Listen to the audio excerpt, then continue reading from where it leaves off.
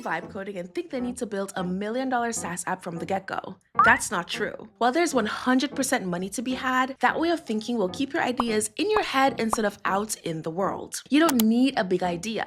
You need one that makes sense. You can build a tool that solves your problem or your friend's problem. Both are completely valid reasons to build something. So today, I'm building one of those ideas live, and I'm going to show you exactly how to go from idea to I ship this app without needing a CS degree or wanting to rip your hair out. Your intro to vibe coding starts now. Vibe coding is everywhere and everyone is building an app. And while they can, same as you, people tend to dive in headfirst without building a proper foundation. Then they're surprised when AI only does 80% of the work and they're left to fill in the blanks of the other 20. So yes, the hype is real, but there are systems and boundaries that will help you have the most fun and success. Like knowing how to audit what AI generates and have a final say on what looks good, and how to revert changes when a prompt breaks your entire app. By the end of this video, you'll know all of that and more. We're covering what vibe coding means, what it's good for, how to turn an idea into a useful first prompt, how to build and refine a project, how to respond when AI makes a mistake, and what to check before shipping anything. Let's get into it. Okay, so vibe coding is using ideas to build your app ideas without needing to know how to code. It has truly changed the way software is built and is honestly here to stay. But despite the name, it's not based off of vibes alone. You still have to know how to structure your prompts, set up your environment, and pull a good output from the agent. Vibe coding works in 3 parts: language, generation, and iteration. Language is when you give AI instructions through prompts. Code generation is the part where AI analyzes your prompt and files and writes new code. Iteration is up to you. You find what needs to be adjusted in the output and relay that to the AI so it can make changes. Now, a lot of people ask me if vibe coding is different from AI-assisted development. Not really. They do the same thing. Use AI to build software. If anything, AI-assisted development can be a little gatekeepy, not gonna lie. It's kind of a way for software engineers to make what they're doing sound more legitimate than the person who uses the exact same tool. The real difference is that with vibe coding, you're relying solely on AI, while AI-assisted development is an engineer working alongside it, using their knowledge of proper engineering practices. And so as a vibe coder, it's your responsibility to learn how to properly assess an AI's output, to know when it's going wrong,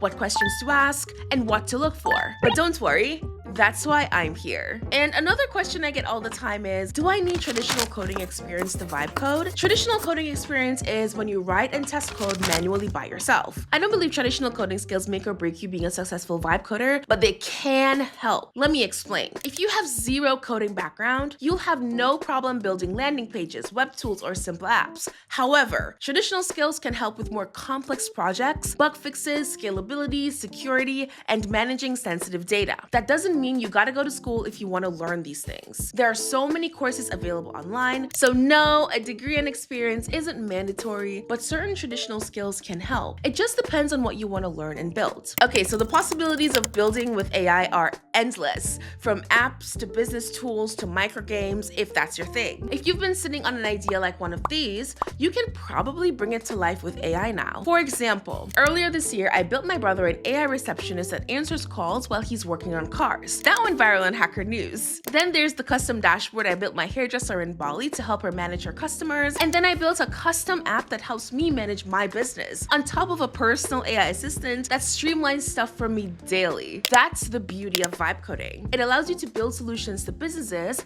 but also build personal apps that make your life easier. Okay, so instead of talking about this in theory, let's build something together following these 6 steps: idea, brief, build, test, refine, and review. Grab a pen and paper or open up a new tab, get your favorite drink, and let's get to work. So first, come up with an idea and give it a name. You want to include what it is and what you're trying to solve. For example, so I want to build an app where you scan the receipts, pick who ate what, and it tells everyone what they owe. I'm focusing on one core function: split a bill without the group having to do manual math. Okay, now you want to define your MVP and create a project brief. Don't don't skip this part. If you skip the brief, you'll get chaos later on. I don't care how excited you are to build, always do a brief first. You need to give AI proper context or you'll get a crappy outcome. Here's my 4-part template I'll be filling out live for the receipt splitter: the executive summary, tech stack and scope,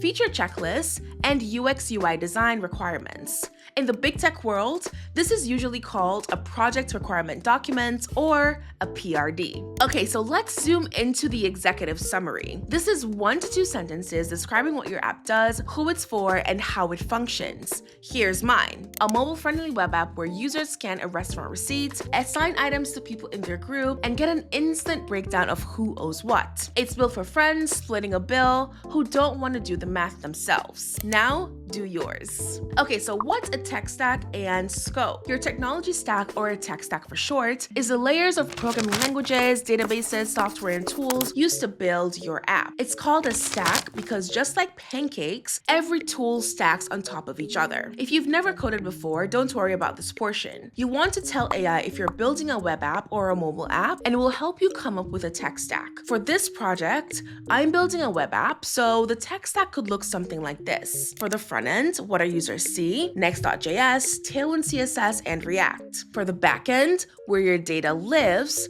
Supabase for persistent storage. The deployment platform is the cloud that hosts your app, and this could be Netlify or Vercel. Since I'm building in the Codex app today on ChatGPT, I already have access to built-in storage and hosting, so that's what I'll be using today as my backend and deployment platform. If you have access to ChatGPT and want to see your ideas come to life, it's honestly a great place to start. So now you need to think about what you don't want to build, or the scoping. For my receipt scanner app, no user accounts, no login. Version 1 is just open the app, scan the receipt, do the math, done. Knowing what not to build can be a little tricky because it does require some app development knowledge, but you get better with time the more you build. Okay, now let's move on to the feature checklist. Here, you'll name the core functionalities of your app. For me, the scan/upload button, the assign item to person function, the running total per person, and the final split summary. More things may come up, but I think this is a good start.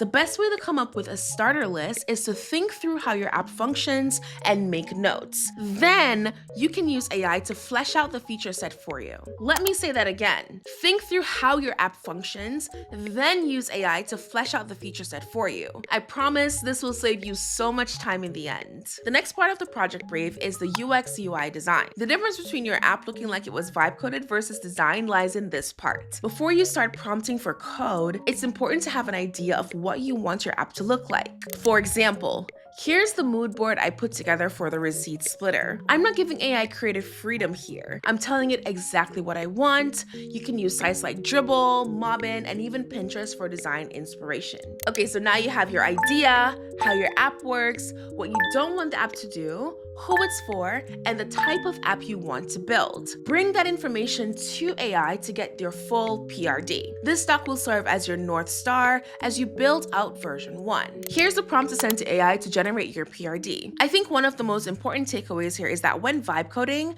I want you to be a part of the process and include your taste and what you want when building. AI is there as an accelerator, not a replacement. The idea comes from you, so take some time to plan as much as you can. Then go to the AI to help you properly scope things out. Now, the project brief will take you a few minutes to put together, especially when you create it with AI, but it will save you so many hours once you start building. I promise. Now, I like to bring that brief straight into Codex. Side note, if you're not familiar with Codex, check out this YouTube video where I walk you through what it is and how to start using it. Today, we're going to be using Codex in the ChatGPT app that you can download here. Okay, so I place the brief into Codex and ask it to break it down into smaller pieces. It's important to build incrementally instead of building everything at the same time. Once that's done, I can build the first phase of my application. From the plan that AI and I came up up with together from the brief. Once that looks good, I can move to the features, assigning items to people, then the split calculation.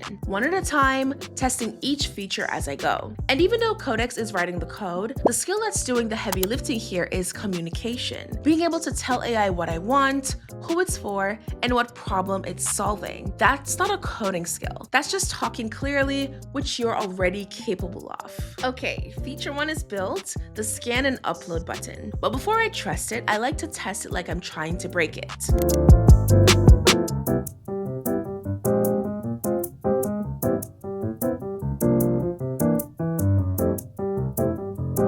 These are the top 3 places bugs like to hide and how to find them. 1. On the front end. Right-click, inspect, console tab. See a red error message? That's your sign there's a bug, and it will usually tell you the exact line that broke. Number 2, on the back end. If your app touches a database, check your terminal for words like error, crash, exceptions, or 500. And 3, ghost bugs, my personal nemesis. No error messages pop up, and this is when you click a button and nothing happens. That's usually a sign AI has forgotten to connect the button to the function. Okay, say my scan button breaks. Before I panic prompt, I stop and give Codex a proper brief. The same energy as before. Paste the exact error, explain what happened versus what I wanted to happen, and give it the line of code or the prompt that triggered it. Here's a prompt you can use to fix errors. But to be honest, if this feels like a lot, just know that most real developers are just screenshotting the error and telling AI, fix this. At least that's what I do. And once you ask AI to fix your errors, it will come back with a list of line changes. I make sure the list only touches the broken feature, the scan button, and nothing else. I don't want it fixing stuff that already works. Once it rewrites those lines, I refresh and retest that exact function. And the thing I will say 100 times, AI can help you write code, but it's on you to verify. I'm not pushing anything live without getting a review first. I usually use a tool like Copilot Review on GitHub for this portion, but there are other tools like Kodo and CodeRabbit that do a good job of this as well.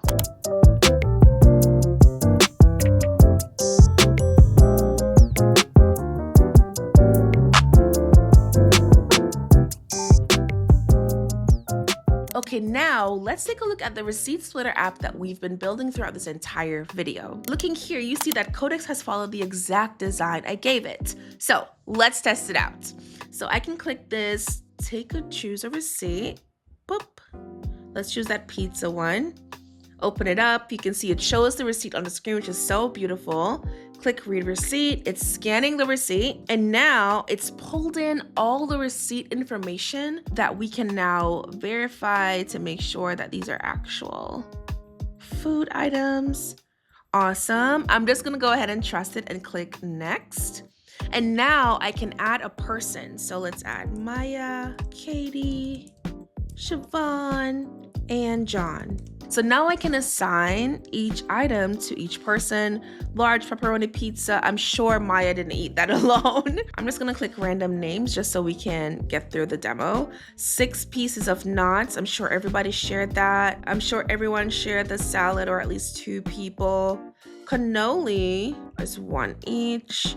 And then a 2-liter soda across the board. I really love how Codex was able to keep the vision I had for the applications in regards to the fonts and the colors and even the full neo-brutalist design. It really captured that beautifully. So if I do show final split, now you see it tells me exactly what everyone owes, and so now you don't have to be fighting with each other on who owes what, because everything is split beautifully, and you can see even the tip and the taxes are split among the 4 people who ate. And that's vibe coding. It was so easy for me to take this raw idea I had in my head and turn it into an actual app that's fully deployed. I will post this link in the comments so you can test it out and go build your ideas. Also, let me know in the comments if you think that this app looks vibe coded. I'm curious about your opinion. Now let's keep going in the video. People always ask me, when do I need a developer? Not when you're building for yourself. If it's a personal tool or something that solves your problem or your family's problem, you're totally fine to build on your own. But the second other people's money runs through it, or you're storing other people's information, or something breaking would hurt someone, that's your sign. Lean on someone who's done this before. There's zero shame in that. And hey,